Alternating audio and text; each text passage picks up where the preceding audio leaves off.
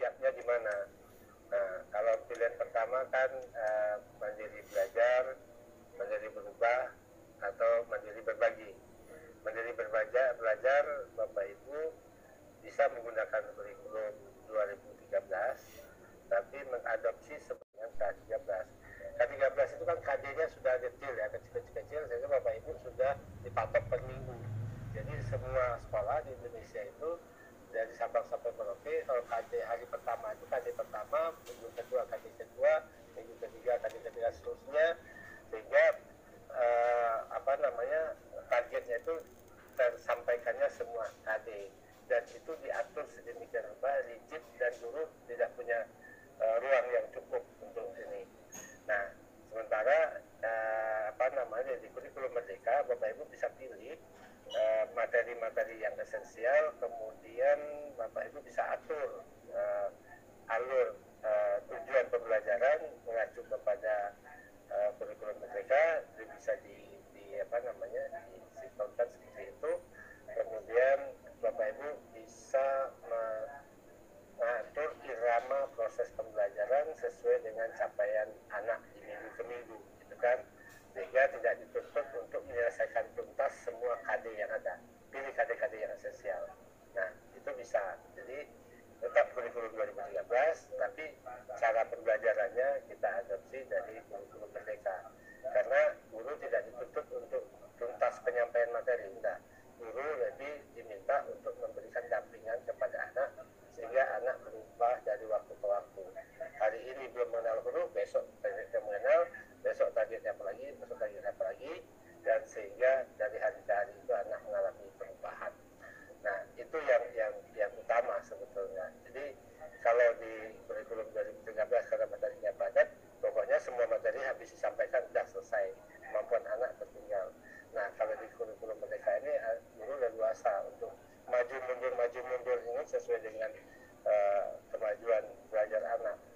Jadi itu. Jadi artinya kalau Bapak Ibu masih mau memilih mandiri belajar. Kemudian kalau mandiri berubah, berarti Bapak Ibu menggunakan kurikulum Merdeka dengan segala perangkat yang sudah ada di platform Merdeka Mengajar. Situ sudah ada semuanya, silakan digunakan. Dan kalau Bapak Ibu mandiri berubah, mandiri berbagi, berarti Bapak Ibu mengembangkan sendiri. Dan itu ini bukan level bagus atau tidak bagusnya sekolah, bukan kualitas pilihan pertama itu lebih rendah, kemudian yang kedua lebih tinggi, lebih tinggi, bukan. Ini betul-betul berdasarkan kesiapan Bapak Ibu. Siapnya yang mana? Baru siapnya menerapkan sebagian, kemudian menerapkan semuanya, tapi menggunakan alat yang sudah ada di platform Merdeka Mengajar, atau menggunakan Merdeka dengan perangkat yang dikembangkan sendiri, gitu kan? Nah, ini sekali lagi itu bergantung kepada siapnya Bapak Ibu di mana, gitu kan? Nah, jadi itu tambahan saya dari sebetulnya membelajarkan sesuatu sesuai apa yang dibutuhkan oleh anak. Nah, prinsip utamanya adalah sebelum kita membelajarkan sesuatu, kita pahami dulu kemampuan anak hari itu. Jadi kemampuannya aja. Misalnya hari ini kita masuk nih, mau belajar apa? Belajar membaca, misalnya di kelas 1 SD, gitu kan.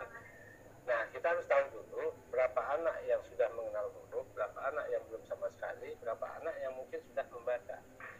Nah, ketika kita tahu lewat asesmen awal ini bukan dalam bentuk tes. Nah, kita sudah mengetahui saja kebutuhan anak ini apa. Nah, setelah kita tahu kebutuhan anak, ada anak yang belum bisa membaca, ada anak yang sudah bisa, ada anak yang mungkin bisa baru bisa tetapi belum bisa tahu sampai maknanya, misalnya kan. Nah, berdasarkan kemampuan anak yang berbeda-beda itu, kita susun langkah-langkah pembelajarannya. Kan ketahuan itu, misalnya target lancar membaca itu kan segini. Nah, anak itu ada yang dekat sekali yang sudah bisa, ada yang sebagian, mungkin ada yang paling di bawah.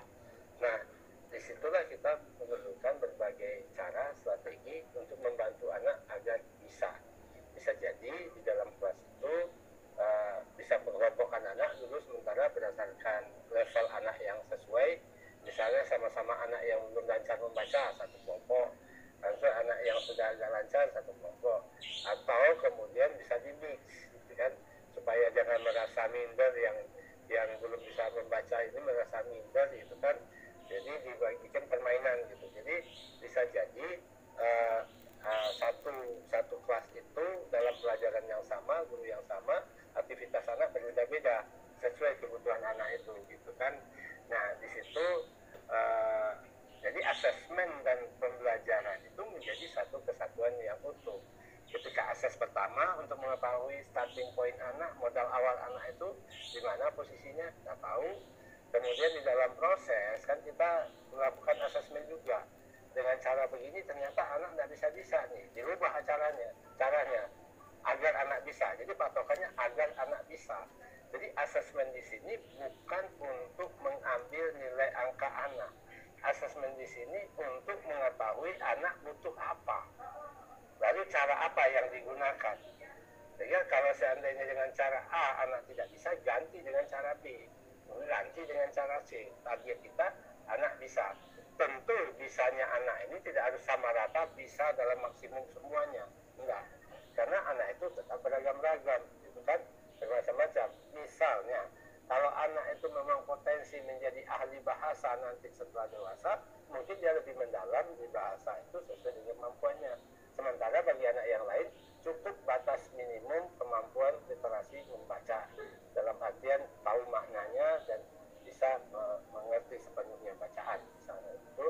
Nah di situ perlu ada bukti-bukti sebetulnya anak sudah mampu apa itu perlu ada bukti. Misalnya bahwa anak ini mencapai tujuan pembelajaran. Nah bukti-bukti itulah yang kita jadikan dasar untuk melakukan asesmen awal. Misalnya contoh sederhana saja, untuk bisa membaca harus ada 5 membaca lancar, ada 5 bukti diperlukan. Nah, waktu di asesmen awal, anak telah memiliki 2 bukti. Nah, berarti dia tinggal lanjut ke 3, 4, 5. Kemudian, namun, kan kondisi anaknya beragam-ragam. Ada yang baru 1 bukti, ada yang baru 3 bukti, ada yang 4 bukti, ada yang 5 bukti. Gitu kan. Nah, selama ini kan dipukul rata aja semuanya. Pokoknya, anak itu kemampuan awalnya seperti apa, ada persepsi tetapi tidak menentukan kemampuan awal anak. Lalu semua anak mendapat materi yang sama dengan cara yang sama. Nah bagi anak yang di bawah kemudian tidak akan bisa mengikuti, akhirnya cara yang seperti itu hanya bisa dimengerti oleh sebagian anak. Nah bisa-bisa jadi hanya 50% anak yang bisa mengerti dengan cara yang selama ini gitu kan, yang tidak sesuai dengan kemampuan anak, yang tidak terdiferensiasi. Bisa-bisa hanya mampu diikuti oleh 50% anak. Nah ini mungkin yang menjadi penyebab kenapa pada saat Pak Menteri kemarin presentasi, satu di antara 2 anak kita belum menguasai literasi dasar 50%. Kenapa? Karena kita membelajarkan selama ini pukul rata semuanya, tidak berdasarkan kemampuan anak, tidak berdiferensiasi sesuai dengan kemampuan anak. Nah, ya. Kita selanjutnya dapat nanya tentang feedback dari Pak Yudi mungkin ya. Oke, iya, siap. Sebagai contohnya memang untuk melaksanakan berdiferensiasi ini perlunya tadi awal pemetaan. Jadi kami perlu assessment di awal pembelajaran agar mengetahui akan belajar siswa dalam memasuki atau mempelajari sebuah materi. Contohnya saya menyusun modul ajar untuk materi saja nih, anak butuh apa saja untuk memahami resultan vektor. Kemudian saya memberikan pertanyaan-pertanyaan terkait dengan siswa perlu menggunakan penggaris. Siswa harus dapat menggunakan kusut derajat. Kemudian berkaitan juga dengan trigonometri. Kemudian kemarin saya bertanya ke guru matematika untuk di kelas 10 itu sudah mempelajari mengenai trigonometri, sinus, kosinus, tangen. Nah itu menjadi dasar saya yang akan saya lakukan pemetaan. Ternyata dari hasil pemetaan setelah dilakukan asesmen awal, ada siswa yang belum memahami konsep trigonometri maka cukup siswa dengan menggunakan penggaris dan busur saja, siswa sudah dapat menjumlahkan vektor dengan cara menggambar. Itu untuk pengelompokan yang pertama. Tetapi jika siswa tersebut sudah bisa menerapkan konsep trigonometri, kemudian dia juga bisa menggunakan Pitagoras, maka tentu saya harus menyiapkan desain pembelajaran yang berbeda kepada anak tersebut. Jadi pengelompokannya itu dilakukan berdasarkan apa yang dipetakan di awal. Jadi betul sekali untuk melaksanakan diferensiasi ini yang harus pertama dilakukan adalah pemetaan di awal. Seperti itu, Bu.